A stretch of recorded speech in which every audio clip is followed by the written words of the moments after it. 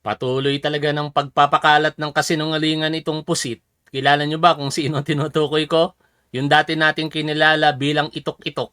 Ngayon mukhang queen of fake news na mga tol. Alam niyo sa bawat pagsasalita nito sa harapan ng publiko, mukhang wala ka talagang mapupulot na mabuti maliban kung yung kanyang sinasabi ay nakasulat o through press release. Pero yung pagka-impromptu na mai-interview po ito, katakot-takot na maling impormasyon o kasinungalingan ang pinagsasasabi. Isa sa mga yan, yung palalabasin niya na si Pangulong Bongbong Marcos daw ay tuta ni PBBM ang ICC. No? Sabi nga ni Yusik Clear dyan, napaka-nonsense at baseless. Totoo naman, paanong magiging tuta ni PBBM ang ICC na binubuo ng mahigit sa 100 bansa? At napakaraming mga bansa dyan, ang powerful countries talaga. Tapos gagawin mo lamang tuta, no? Kaya nonsense talaga itong mga pinagsasasabi nitong si Sara Duterte. Tapos sasabihan niya pa si Undersecretary Claire Castro na maging profesional sa pagsasalita. Nak ng teteng na yan. Aba, totoo talaga yung kasabihan na look who's talking no? Si Sara Duterte nagsasalita na dapat maging profesional sa pananalita si Yusik Clear, samantala siya mismo hindi profesional sa kanyang pagsasalita. O, iulit-ulitin pa ba natin yung mga bagay-bagay na kanyang sinabi? O isa na lamang para talagang hindi natin makalimutan tungkol sa impeachment. Ano ba sinabi ni Sara Duterte? Yung kanyang bang pagbabanta sa buhay ng Pangulo, sa buhay ng unang ginang at ng dating speaker, professional? 'Di ba? Sabi, pagka professional kang magsalita, dapat angkop at tama yung mga sinasabi mo. Nararapat. Hindi yung mga kasinungalingan o paglabag sa batas. Maliwanag na yung kanyang mga sinabi na naging ugat ng kanyang impeachment na kinakaharap ngayon ay dahil po sa paglabag sa batas. Napaka-unethical din sa isang banda para sa isang vice-presidente na mag-iisip ng ganon, magpaplano ng ganon sa ating presidente mismo. Kung nagagawa nga niya yan sa presidente, paano pa sa ating mga pangkaraniwang Pilipino? Pero bago tayo magpatuloy sa usapin na yan, gusto ko lamang ipaalala sa inyo kung gaano po kagulo itong mga DDS. Sila nag-aaway-away. Dito po sa balita ng Abante News Online, mga DDS nag-away-away. Nagkaroon ng kaunting hindi pagkakaintindihan ng mga Duterte supporter na kasalukuyang nasa Las Piñas RTC o kanina po yan. Agad namang napigilan ang naturang pagtatalo at pinaghiwalay muna sila pansamantala. Binabato ng issue nung matanda, yung babae. Sabi nung matanda dito, hindi ako nandito dahil sa pera. Mukhang yung isa na nandoon para sa pera. Kaso lang sa punto naman, bilang lalaki, kahit may edad ka na, dapat gentleman ka. Hindi ka dapat papatol sa babae. Ayan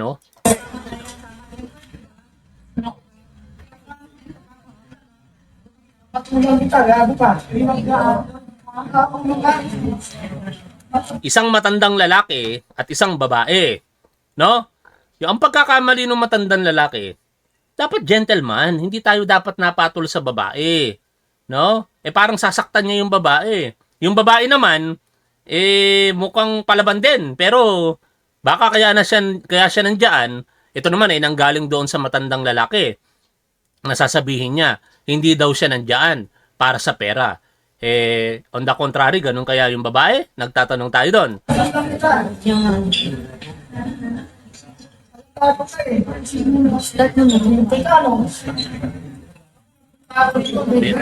Para sa bayan ng mga yan. Hindi ako nagpunta dito para sa pera. Hoy kuya, sabi niya, nagpunta ako dito para sa bayan at mamamayan. Aba, parang makabansa nung lalaki, no? Tapos sabi siguro sa isang banda naman, hindi nakakibo yung babae. Bakit totoo naman yung sinasabi nung lalaki na kung babaligtarin mo, ang tanong, kasi mahirap baka sa atin manggaling, mademanda pa tayo, di ba? Kaya, i-assume nyo na lang mga tol, bakit nandun yung babae? No? Ngayon, puntahan po natin ito pong pagpapakalat ng fake news ni Pusit. No? Ito, biruin ninyo, In-screenshot ko lamang po ito doon sa kumakalat na video, bahagi ng interview sa kanya sa Davao kamakailan. Nagpapakalat siya ng kasinungalingan. Sinasabi niya na proyekto daw nila, lalong-lalo na panahon pa nang siya'y mayor pa. Paanong mangyayari? Ito yung mga dokumento na magpapatunay na hindi totoo yung kanyang sinasabi. Unahin muna natin itong fake news niya. As I know, kasi project namin yan ng mayor, di ba? So, ayoko mag-comment sa kanyang pagbisita. Siguro ang mas maganda ay ipa-comment natin yung mga tao na binisita niya dahil wala naman ako doon nung bumisita siya. So, mas maganda, tanungin natin yung mga tao na nandun kung ano yung komento nila, ano yung opinion nila sa pagbisita ni BBM doon. Ayan ha. Sinasabi kasi ni Sara Duterte, proyekto daw nila yon. Lalong-lalo na nung mayor pa siya. Pero may katotohanan ba yan? Siyempre, magbabase tayo sa ebidensya. Ito'y napanood natin kay Undersecretary Claire Castro kagabi. No? At nireaksyon na natin partly kanina. Gusto ko lamang bigyan ng punto ulit ngayon na wag tayong basta-basta maniniwala dito kay Sara Duterte. By the way, pinapasalamatan ko si Undersecretary Claire Castro. Alam niyo na po yun, Yusek, kung ano yung pasasalamat ko sa inyo. Kasi sa darating na August 13, ako po'y mag-undergo ng EGD. EGD. Ano ba yung EGD? Esophago Gastroduo Endoscopy. Sana tama yung pagkakaalala ko, no? Ito po'y papasukan ako ng camera sa loob ng aking bibig papunta sa aking bituka, sa loob ng tiyan. Tapos mag-undergo din ako ng colonoscopy, no? Doon naman po sa puwet ipapasok yung camera. Siyempre, masakit 'yon, kaya ise-sedate po ako noon. Patutulugin ako sa operation room by Wednesday po 'yan. Medyo malaki ang gastos, kaya nagpapasalamat tayo sa butihing undersecretary natin at sa mga iba pa na nagpahatid po ng kanilang panalangin at baka tulong. Baka tulong. Kasi may mga nagsabi naman. Pero okay naman ako doon, mga tol. Ang sa akin lang naman, kung may makakarating na tulong mula sa gobyerno, salamat. Kasi kahit paano mapakinabangan lang natin yung tax na binabayad natin. Biruin nyo, ngayong taon na ito, ang ibabayad kong tax, baka hindi bababa sa kalahating milyon. Pinaghahandaan ko na po yung October na percentage at income tax ko. Yun, mahigit 400,000 pesos po yun. Kaya kahit paano, pag may tulong galing sa gobyerno, talagang ina-appreciate ko yan ng todo. Ngayon, balik po tayo dito po sa ating pinag-uusapang pagpapakalat ng fake news nitong si Sara Duterte. No, wag tayong maniniwala diyan. Ito po yung katibayan, no. Na kailan lamang nagkaroon ng development permit. No? Date issued July 18, 2023. Name of owner, Social Housing Finance Corporation. Address, Jacinto Street, Davao City. Name of developer, Performance Builders and Developers Corporation. Name of project, People's Bill 123. How come na magiging proyekto niya to na mayor pa siya kung siya po'y vice-presidente na ngayon at ang taon ay 2023? Malinaw na hindi na po siya mayor noong mga panahong iyan. Ito pa, November 8, 2024. No? Environmental Compliance Certificate. This refers to your application for an Environmental Compliance Certificate expansion project for the proposed People's Bill 123 Socialized Housing Project to be located in Purok 10, Barangay Riverside, Kalinan District, Davao City. Alam niyo mga tol, sa totoo lang, yung mga ganitong bagay dapat hindi na nga natin to pinagtatalunan eh. Pero pag nagpapakalat ng fake news, lalong-lalo na vice-presidente pa nagpapakalat ng fake news, dapat malaman po ng publiko ang katotohanan. Hindi naman po ito pinagmamalaki ni Pangulong Bongbong Marcos. Si PBBM nagtatrabaho. At salamat dahil kahit galit ang mga taga-Davao sa kanya na dahil lamang sa sulsol ng mga Duterte, hindi na nila nakikita kung ano yung pagmamalasakit ni Pangulo sa kanila, hindi sila pinababayaan. Every now and then, tinitingnan ng ating Pangulo ang welfare nila dyan. At sa katunayan, ito nga po, pabahay para po sa kanila. No? O, ito pa. Certificate of Registration. Ano po ang petsa? O, June 20th, 2024. Ano po ito? People's Bill 123 Condominium Project located sa Davao City. Kaya sana, Vice President Sara Duterte, tigilan nyo na yung pagpapakalat ng fake news.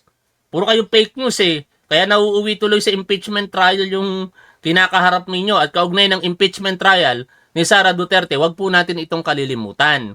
At syempre, sa naging press conference kanina, isa sa mga guest diyan po sa Saturday News Forum ng House of Representatives ay si Attorney Dino De Leon. Ano, kasama niya dyan? Sina Congressman Terry Ridon at saka si Director Melvin Matibag ng NBI. Pakinggan po natin ang opening statement dito nitong si Attorney Dino. Statement namin dito sa Bantay Senado, no? Gusto namin sabihin na huwag tayong mapapagod sa pagsubaybay sa impeachment trial of Vice President Sara Duterte, lalo na lumilinaw na ang buong kwento. On day 11, nakita natin yung testimonya ni audit official Roderick Wamil. Among the transactions questioned was the reported use of 40 million to purchase medicines as rewards, which the COA found unauthorized under the rules. Di ba nakakabahala itong mga ito? Ano, ang mga informants nila lahat may sakit? Hindi ba dapat ordinary line item ang mga gamot na subject to public scrutiny? Bakit pa sekreto kung sino ang binibigyan ng gamot? At bakit walang resibo? Nung day 12 naman, nakita natin na around 200 million in confidential funds, walang supporting documents, including yung 112.5 million supposedly used for DepEd's counterinsurgency activities. In short, kung walang supporting documents, drawing itong supposed counterinsurgency activities. Wamil also testified that the representatives of the OVP and DepEd asked that the audit observations be not issued, which is a requirement under the joint circular. Most importantly, he said, Vice President Duterte, as agency head, is accountable for the misuse of the funds, and there is a presumption under the circular that if the same has not been properly liquidated, a presumption arises that she appropriated such funds for personal use. Nung day 30 naman, nakita natin yung mga sagot ni Wamil sa mga tanong ng Senator Judges. During Senator Amy Marcos's questioning, there were attempts to isolate Vice President Duterte and put the blame on the special disbursing officers who withdrew and physically handled the cash. The apparent theory was that since Duterte was not the payee and did not personally receive the money, the Vice President is off the hook. We salute Auditor Wamil. Hoy, makasingit lang mga tol. May mga kumakalat na may malala daw karamdaman si Maharlika. No, totoo ba 'yon? Ako kahit kailan di ko hinahangad ang hindi magandang pangyayari sa buhay ng tao. No, kung may pagkakamali ang tao, papanagutin sa pamamagitan ng legal na proseso. Pero wag nating ipapanalangin ang hindi magandang pangyayari. Kung ano man ang dinaramdam nitong si Maharlika sa ngayon, kung totoo man yun, sana makaligtas ka sa nararamdaman mo. Kung totoo kasi sinasabi ng mga kumakalat na impormasyon, malala daw ang kalagayan ni Maharlika. Ewan ko kung totoo. Pero hangad ko, ang kagalingan niya, para mapagbayaran niya eventually sa legal na proseso yung kanyang mga kawalanghiyaan na pinagagagawa sa ating bayan. For rejecting the interpretation. Under the joint circular, it is the responsibility of the head of agency first to approve the cash advance. Second is to oversee the agency-wide utilization of confidential funds. And third, to ensure compliance with the joint circular. These are not minor administrative duties that can be simply delegated away. They go directly to the authority, supervision, and accountability of the agency head. The funds were released under the authority of the Vice President. She approved the advances. She headed the offices that utilized the funds. It is unacceptable that in the attempt to isolate the Vice President from responsibility, her own staff are being positioned as scapegoats. Sa kagustuhang iligtas si Sara Duterte, ang sarili niyang mga tauhan ang mga inilalaglag. Nakakabahala ito. lalong-lalo na sa mga staff ni Vice President Sara Duterte. Hindi kaya darating ang araw na kayo naman Oy, mga staff ni Sara Duterte, mag-isip-isip kayo, no? Kung nagagawa nilang ilaglag yung mga tauhan nila, baka kayo susunod dyan. Kaya pagka mali, huwag niyong suportahan. ang ilalaglag ni Sara? The buck stops with Sara Duterte. Kahit anong tumbling ang gawin ni Senator Amy, malinaw na ang nag-utos na withdrawin muli sa land bank ang 612 milyong piso na inilagay sa gym bag ay si Sara Duterte. Si Sara Duterte lang ang pwedeng mag-utos sa disbursement officers na kunin ang pera sa land bank. Ang sarap ng buhay, di ba? Nilalagay lang sa gym bag yung limpak-limpak na cash. Sa simpleng description, nagwalwal si Sara Duterte gamit ang confidential funds sa unang taon pa lamang ng kanyang panunungkulan. Binaboy ang sistema ng confidential funds kasi gano'n rin ang ginagawa nila sa Davao Confidential Funds. Masakit ito sa bawat Pilipino dahil gano'n na lang tratuhin ang pera ng taong bayan na dapat sana ay napapakinabangan ng lahat. Sa aking personal na tingin, batay sa ebidensya at bilang practicing lawyer ng mahigit isang dekada, ginamit ang confidential funds para sa kinasusuklaman nating patronage politics. The timing of the disbursements is not an accident. Hindi, no? Grabe. Pera ng taong bayan, pera natin. No? Wala namang Pilipinong hindi nagbabayad ng buwis. Tapos, ibibigay lang sa mga partikular na individual para makuha yung loyalty nila. Di umano, ha? Ngayon, kung hindi totoo yan, lalabas naman yan sa impeachment trial. Pero, mukhang 99.9% totoo eh. Kasi yung mga pangalan na ibinahagi nila talagang non-existent. Pangalawa, saan ka naman nakakita ng confidential funds? Ipambibili mo ng gamot para yun ang ibayad mo doon sa nagbibigay kuno ng impormasyon. No? Maling-mali po yun. Common sense, hindi mo tatanggapin kung gamot lang ang ibibigay sa'yo.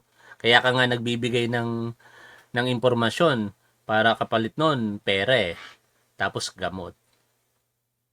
In short, mga tol, kung totoo man na gamot, pagpalagay natin gamot ang binigay, still, meron pananagutan. Kasi hindi naka-allocate yung budget na yun for that purpose. Sa aking pananaw, kahit ako hindi abogado, mukhang nababiolate yung tinatawag na technical malversation. No? Sa madaling pangunawa, pag sinabing technical malversation, may pondo ang gobyerno para sa proyekto na ito, pero maganda ang intention mo, kaya ginamit mo sa ibang proyekto. Hindi naman naka-allocate doon yon. Regardless kung ano yung intention mo, yung the mere fact na ginamit mo sa isang proyekto na hindi allocated para doon ang pondo ng bayan, lumabag ka sa batas. Kaya sabi nga dito ni Attorney Dino, dapat sampahan sila ng kasong administratibo and even kriminal. Tuloy po tayo sa pakikinig po dito. President, pinamigay ang pera ng taong bayan sa panahon ng Pasko sa mga tao ni Sara to buy their loyalty. In short, patronage politics using the people's money. Ginawang pamasko sa mga politiko o sa mga taga-suporta. Kaya ang bilis mawaldas ang pera sa loob lamang ng 11 days nung panahon ng Pasko. Hindi aksidente yung timing na ito. If the Vice President wants to dispel the suspicion that these funds were pocketed or used to build or reward a political network, then the defense must present credible evidence. It must identify the genuine recipient, establish the lawful purpose of every expenditure, and prove that the money reached legitimate confidential operations. The impeachment court, finally, must follow the money trail. Public money leaves a trail. The movement of money does not lie. Follow the money. If the trail leads to political allies, favored networks, or individuals connected to the Vice President, then the public will see confidential funds for what they may truly have become. Ang CIF ay nagiging instrumento ng patronage politics o nakasama sa bilyong-bilyong pumasok sa bank accounts ng mag-asawang Duterte Carpio. Hindi naman kasi sila law enforcement agency, nakukuha ko pa kung may confidential funds, NBI, police. Office of the Vice President tsaka DepEd, ginagamit talaga itong pera na ito para sa sarili nilang bulsa o para sa patronage politics. Follow the money, and it's evident that Sara Duterte has misused public funds. Hindi nila pwedeng sabihin na hindi sila magnanakaw kung hindi nila mapatunayan kung saan nila dinala ang pera ng publiko. Malinaw na impeachable offense ito. lumilinaw po lalo ang ebidensya. Kaya ang aking panawagan bilang public interest lawyer is now to convict Sara Duterte batay na rin sa ebidensya. Maraming salamat. Convict Sara Duterte batay sa ebidensya. Kaso lang, paano iko-convict ng mga senator judge na katulad ni Amy Marcos, Robin Padilla, Alan Peter Cayetano, Bongo, Pia Cayetano, at iba pa? No? Yung dalawa kasi nakakulong na, yung isa nagtatago. Itong si Sara Duterte. Yan ang malaking tanong sa atin. Paano nila iko-convict ang boss nila? Paano nila iko-convict kung yung iko-convict nila ay mukhang may alam din sa mga pinaggagawa nila? Like itong si Alan Peter Cayetano na ngayon di tinatantanan nitong si Senator Ping Lacson. Isang katanungan na hanggang ngayon hindi po natin tiyak ang kasagutan, pero most likely pa nga, mukhang acquittal pa ang gagawin ng mga yan. Ano sa tingin ninyo mga tol? Maraming salamat. See you later sa panibagong topic na ating pag-uusapan. Lagi nating tandaan kung ano ang tama at dapat, doon po tayo. Keep safe. See you always. Bye for now mga tol. Ito ay panawagan para sa kolektibong kilos tungo sa pagbabago ng ating pag-iisip, pananalita at gawa. Bagong Pilipinas is addressed to all government officials and employees and citizens of this country. It is an invitation to all of us to think about being a Filipino and view the nation from a renewed perspective. It is a call for transformation, the transformation of our idea of being a Filipino, and the transformation of our economy, of governance, of society. Bagong Pilipinas transcends this administration. Ito ay hindi pagtakip sa kung anumang mga kakulangan ang meron. Ito ay imbitasyon sa bawat isa na kabahagi ka sa paghahanda at pagpapaganda ng ating bansa. Malaki ang inyong maitutulong, mahalaga ang inyong ginagawa. Ang disiplina, pagiging mahusay at magaling sa kanyang-kanyang larangan at pagmamahal sa bayan. Ito ang mga sangkap ng isang makabagong Pilipino na ating isinusulong. Ngunit hindi lang ito ang mensahe ng Bagong Pilipinas. Binibigyan din dito ang kalagahan ng maayos na trabaho mula sa amin sa pamahalaan. Sa Bagong Pilipinas, ang pagbabago ay nagsisimula sa pamahalaan. While power emanates from the people, change must begin from government. Sa isang Bagong Pilipinas, lalo pa natin pupukpukin na maging maayos ang ating mga lingkod bayan. Una, bawal ang tamad at makupad sa pamahalaan. Services must be fast. Projects must be completed on time. Deadlines must be met per schedule. In whatever government office, red tape must be replaced with a red carpet. Yung sungit ninyo, palitan na ninyo ng ngiti. Pangalawa, bawal ang mga hindi tapat at nangungulumpat. Sa Bagong Pilipinas, bawal ang waldas. Pangatlo, bawal ang mga pang-api at naghahari-harian. You are servants of the people, not their lords. Huwag nating pahirapan ang taong bayan. Tapos na ang panahon ng pagkukuyakoy sa loob ng mga tanggapan ng gobyerno. Ang tagumpay ng panawagan na ito ay nakasalalay sa ating pagkakaisa. Sa isang Bagong Pilipinas, walang puwang ang mga paninira at paghahatakang pababa. Unahin natin ang ating bayan. Magbago na tayo dahil walang bagong Pilipinas kung walang bagong Pilipinas. Sa Bagong Pilipinas, may pag-asa ang lahat. Ang pag-asa ng bayan ay nasa ating lahat. Mabuhay ang bawat Pilipino. Mabuhay ang Pilipinas. Mabuhay ang Bagong Pilipinas! Panahon na